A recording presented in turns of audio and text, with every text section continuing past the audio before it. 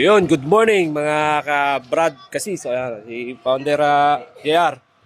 Prepare kami ng aming manok na kal. May itlog po.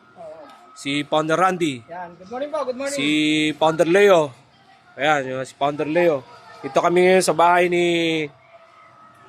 Founder. Ayan, dito kami ngayon. Prepare kami para doon sa aming meeting. Meron kaming agenda ngayon. Seminar, tsaka doctrine sa mga kabrad natin kasis dito sa Southville 9, Pinugay. Ayan. Dito kami ngayon. Prepare muna kami ng aming gagawin. Mga Filipino time. Yan. Start 9. Diba? 9 ngayon. 9. Pero ito, nagpe-prepare pa kami. Ayan. Luto. Ito yung manok. Manok na tinadtad. So, meron kaming sisintensyahan. Ito, inahin. Ayan. Ayan, okay. Mamaya na uli.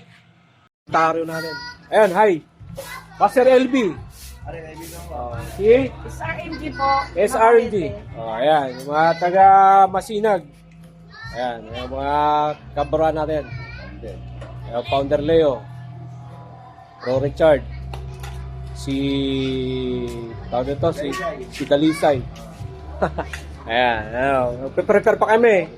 Ang nangyari kasi, maagang tawag ko alas 9, Filipino time. Wala pa sila hanggang ngayon. On the way pa lang sila. Kaya TSS muna, advance, na lang tayo. Tayo na lang mag-a-adjust. Okay, dyan muna tayo, mamaya uli. Dito na lahat. So yun, nandito ngayon si SNF Pacob.